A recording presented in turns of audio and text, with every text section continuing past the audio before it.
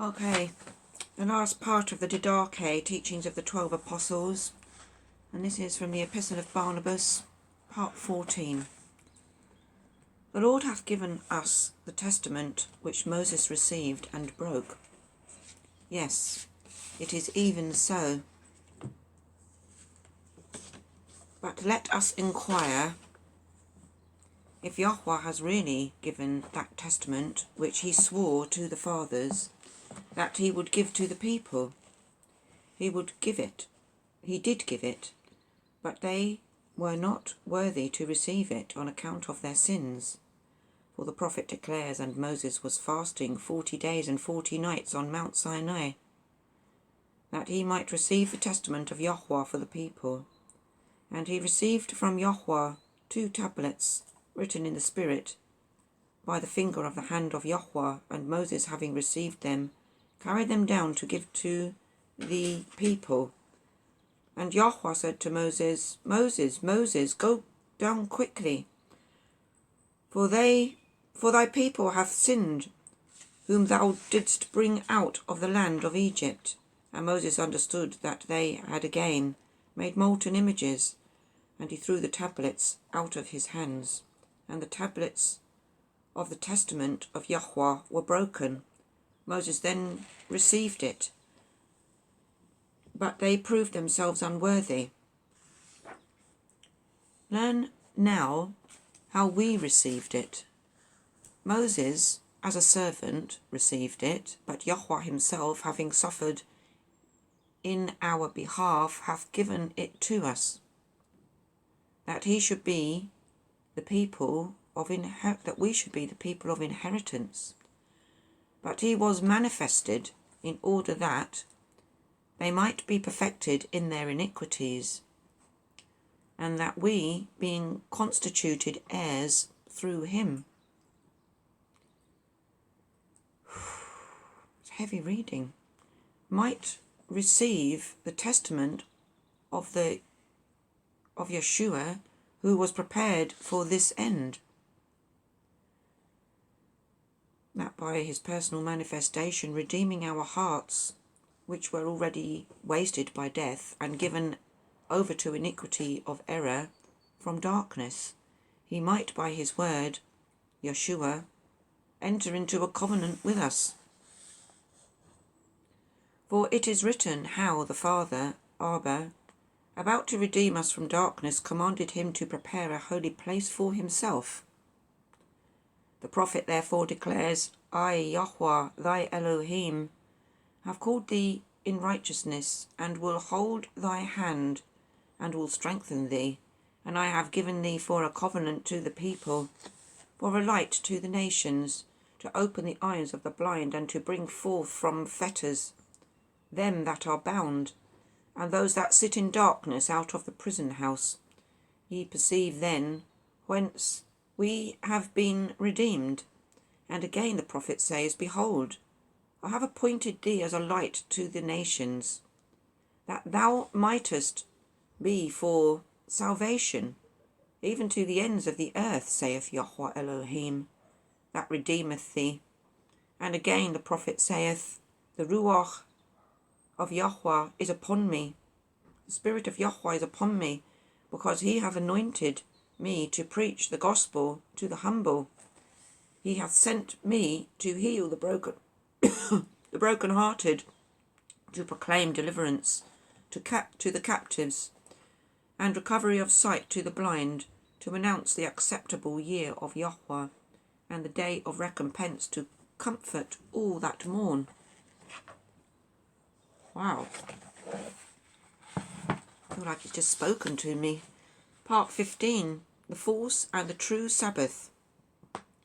Further, also, it is written concerning the Sabbath in the Decalogue, which Yushua spoke. Decalogue, isn't that good? Spoke face to face to Moses on Mount Sinai, and sanctify ye the Sabbath of Yushua with clean hands and a pure heart. And he says in another place, If my sons keep the Sabbath, then will I cause my mercy to rest upon them. The Sabbath is mentioned at the beginning of the creation thus. And Elohim made in 6 days the works of his hands, and made an end on the 7th day, and restored on it, and sanctified it, and rested on it, and sanctified it. Attend, my children, to the meaning of this expression, he finished in 6 days. This implieth that Yushua will finish all things in 6,000 years, for a day is with him 1,000 years. And he himself testifieth, saying, Behold, today will be as 1,000 years. Therefore, my children, in 6 days, that is, in 6,000 years, all things will be finished, and he rested on the 7th day.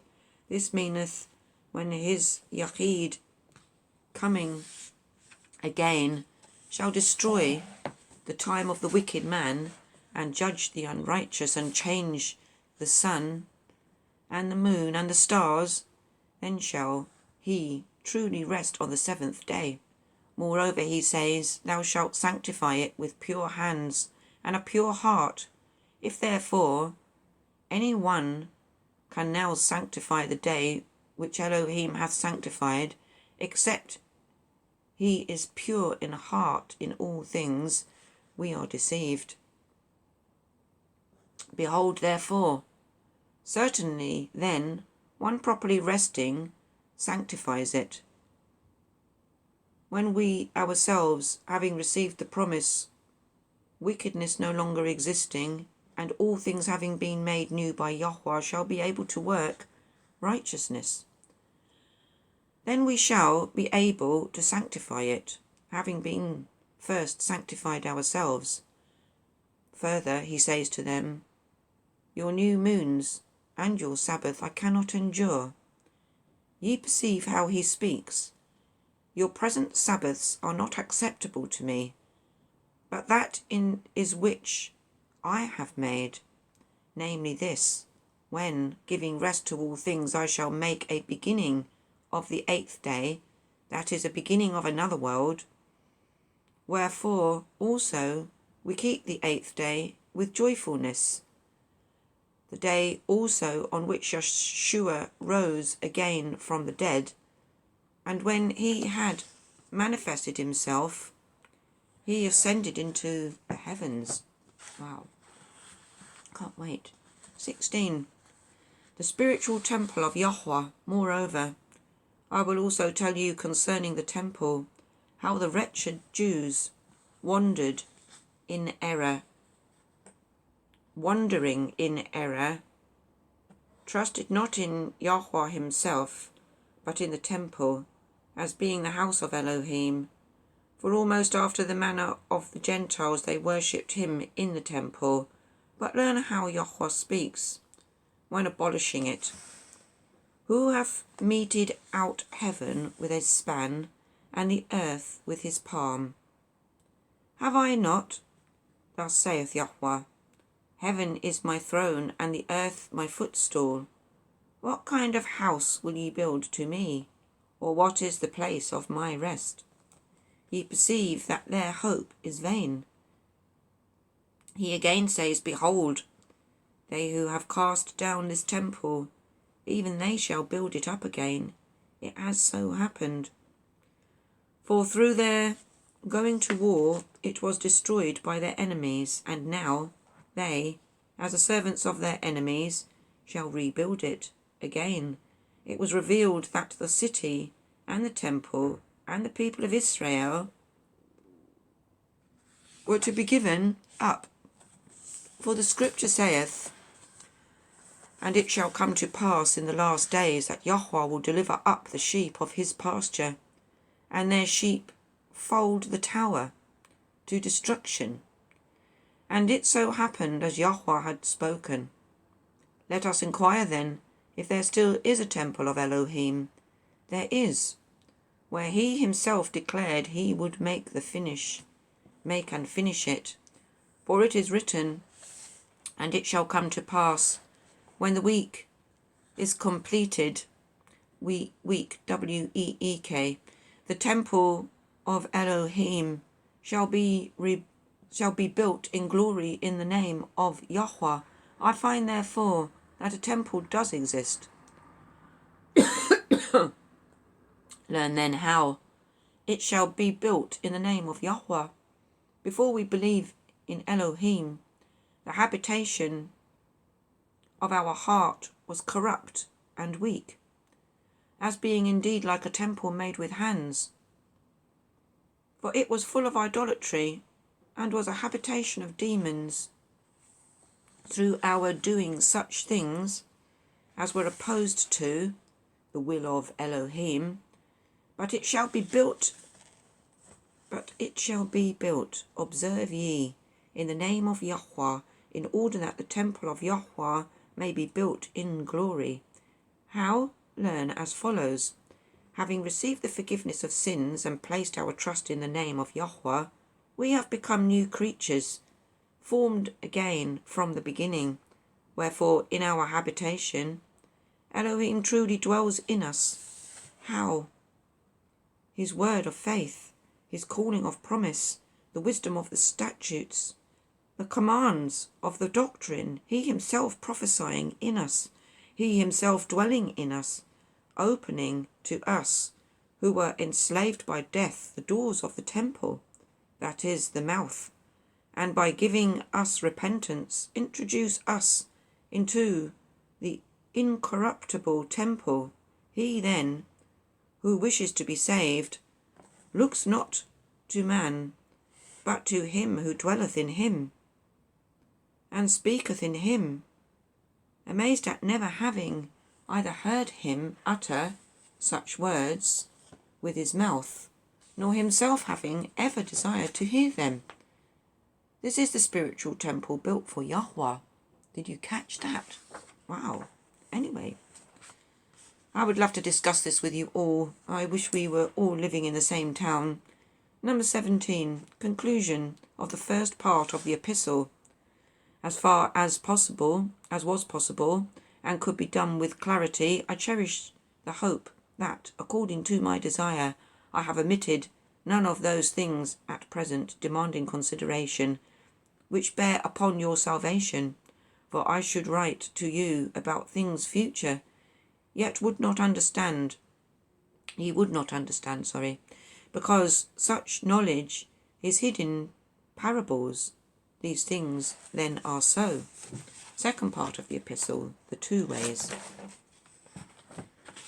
But let us now pass to another sort of knowledge and doctrine. There are two ways of doctrine and authority, the one of light, the other of darkness. But there is a great difference between these two ways, for over one are stationed the light bringing angels of Elohim, but over the other the angels of Hashatan, Satan.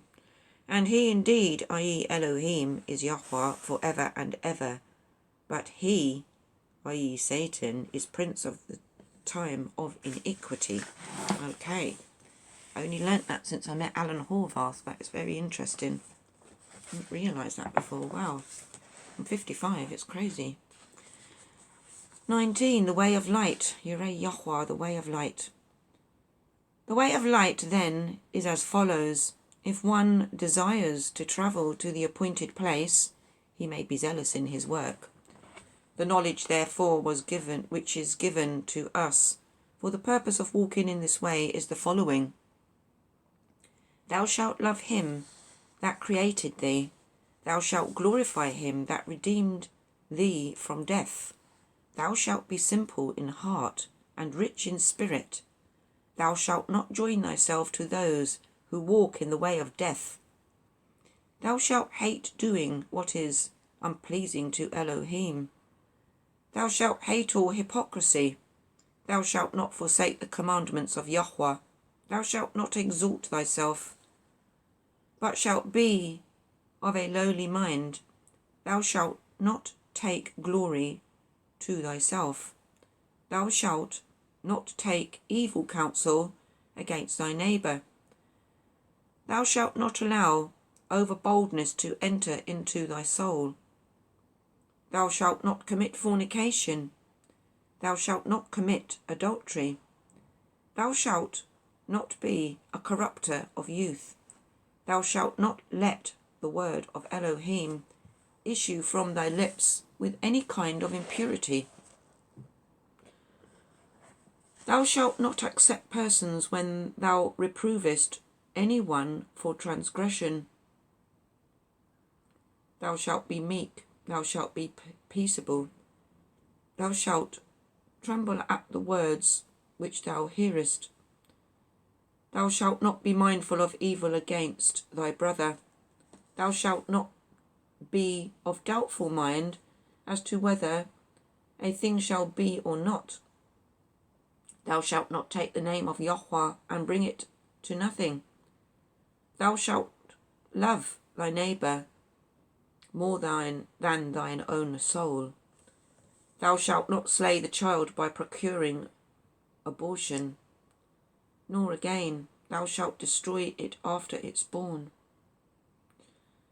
Thou shalt not withdraw thy hand from thy son or from thy daughter, but from their infancy thou shalt teach them the fear of Yushua.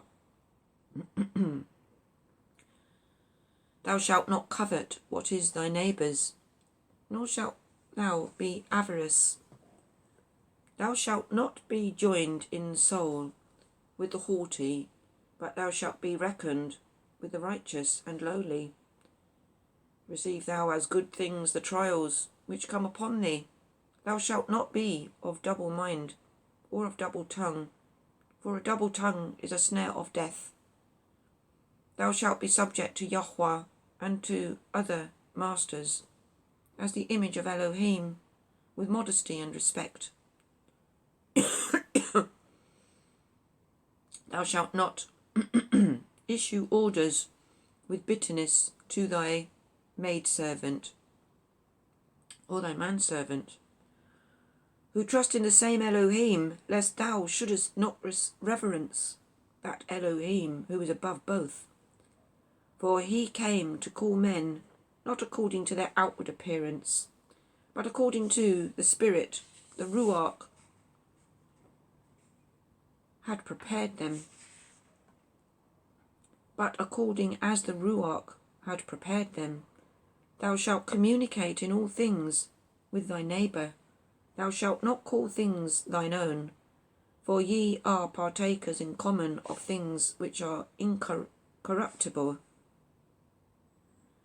How much more should you be of all those things which are corruptible?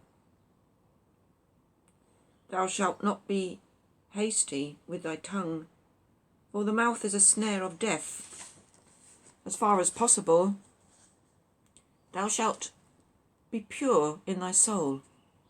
Do not be ready to stretch forth thy hand to take, whilst thou contractest them to give.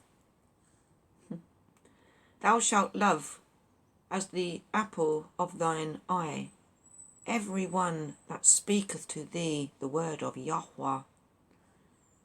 I wish more people did speak to me about our Creator. I really do, but they don't, and they don't want to. Continuing. Thou shalt remember the day of judgment, night and day.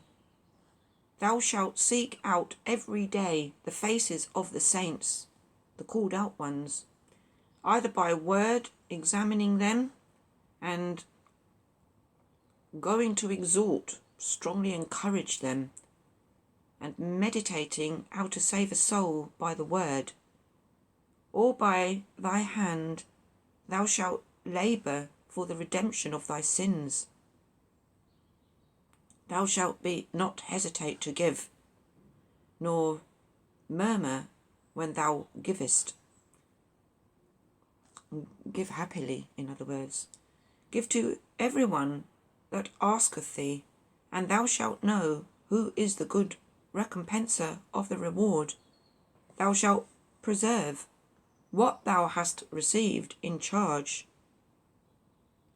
neither adding to it nor taking away from it. To the last thou shalt hate the wicked one.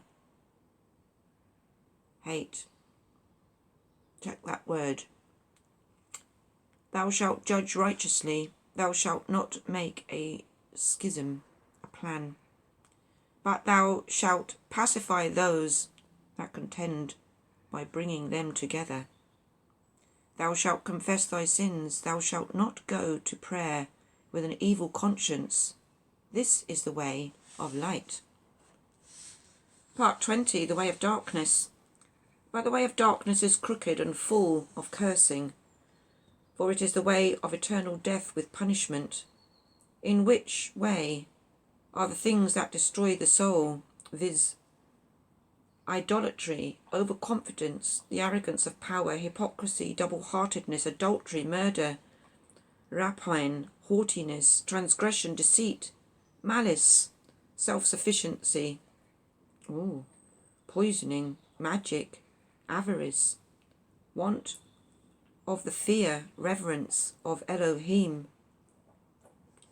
In this way too are those who persecute the good, those who hate truth, those who love falsehood, those who know not the reward of righteousness, those who cleave not to that which is good, those who attend not with judgment to the widow and orphan, those who watch not to the reverence of Elohim, but incline to wickedness, from whom meekness and patience are far off, persons who love vanity, follow after a reward, pity not the needy, labour not in aid of him who is overcome with toil, who are prone to evil speaking, who know not him that made them, who are murderers of children, destroyers of the workmanship of Elohim, who turn away him that is in want, who oppress the afflicted, who are advocates of the rich, who are judges, unjust judges of the poor,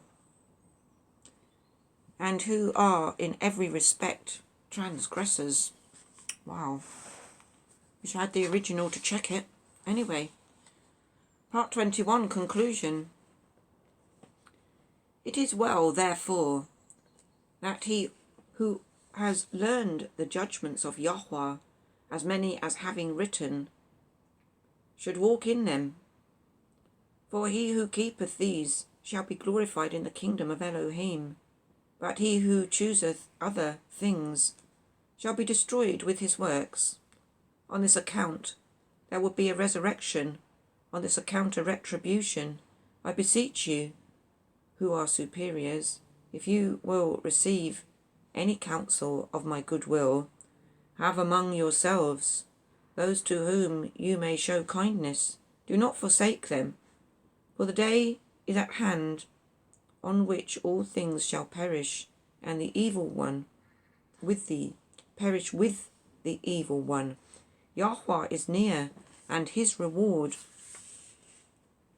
Again and yet again I beseech you, be good lawgivers to one another, continue faithful counsellors of one another, take away from among you all hypocrisy, and may Elohim, who ruleth over all the world, give to you wisdom, intelligence, understanding, knowledge of his judgments, with patience, and be ye taught of Elohim, inquiring diligently, what? Yahweh asks from you, and do it, that ye may be safe in the day of judgment. And if you have any remembrance of what is good, be mindful of me, meditating on these things, in order that both my desire and watchfulness may result in some good.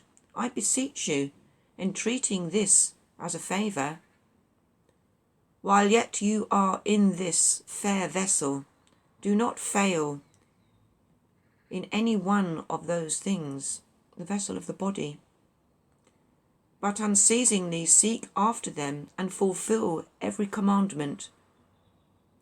For these things are worthy.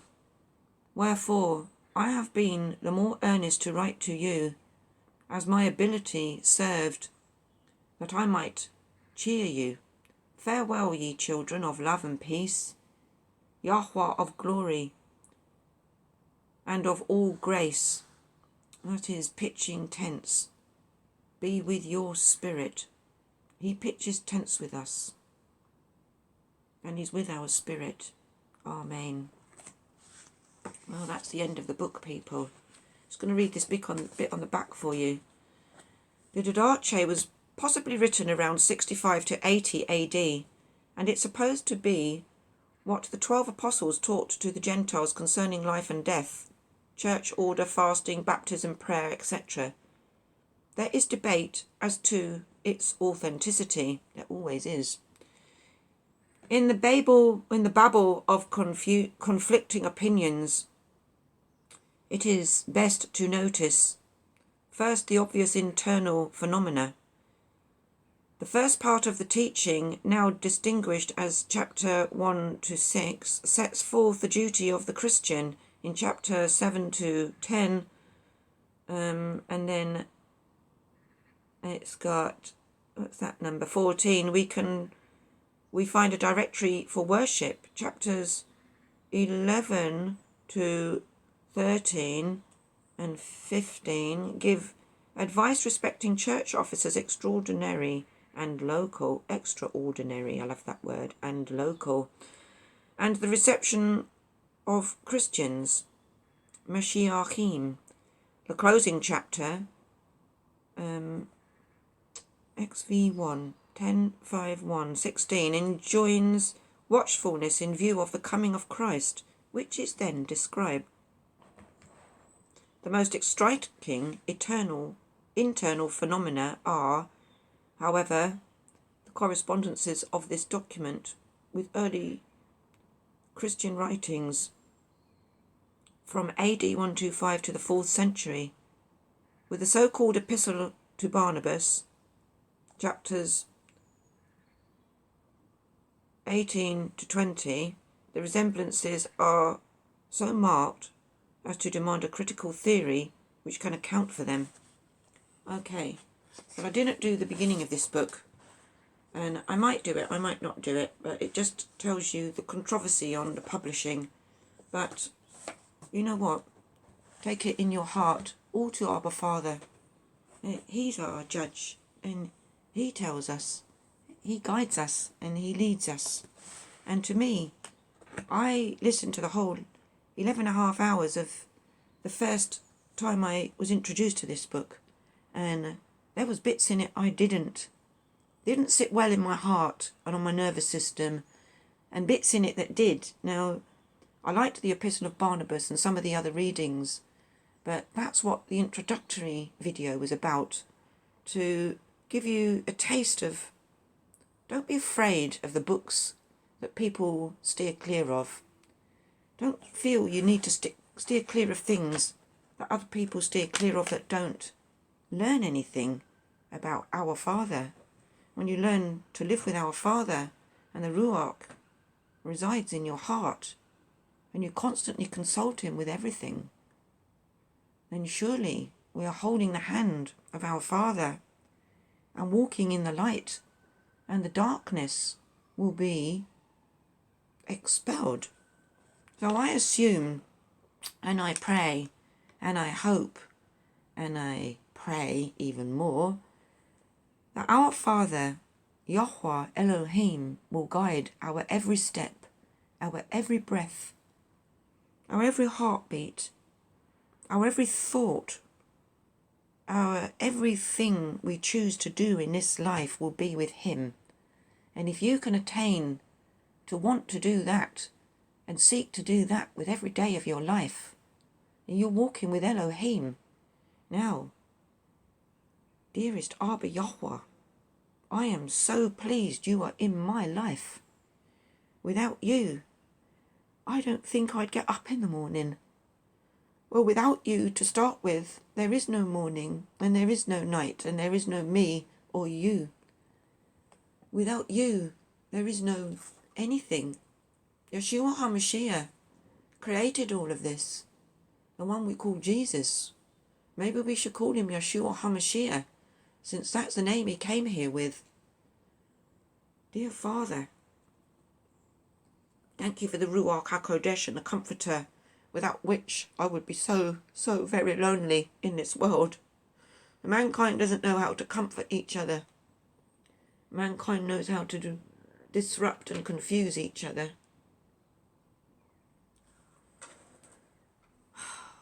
Every day I sit with you, Father. Every day you talk to me in my head, in my heart. You guide my steps. You tell me what to do. I thank you for being with us and not leaving us here, because without you, this would be a cold and dark and lonely place. Please don't withdraw before you've taken us with you. Please take all those with a heart for you up as soon as you will into your light and truth and love, Father. Please let us do the work we came to do, that you sent us here to do, and have us do it well. We don't know what to do. We look for your guidance every day in everything we look to. You are our guiding light. You are the truth we walk by. Thank you for everything you bring to us, Father. Through Yushua I pray in Yahweh. Yahweh my Qodesh Elohim. Yaray YHWH. Yahweh is one and dedicated. Amen. Dearest Mishpachah and Havarim, I can't seem to spend a day without crying, because the state of mankind gets to my heart. The Father has me read a lot, and I try and bring those messages to you as I find them. Please keep studying in your time. Your time is precious time with him. Onward and upward, we await you, Father.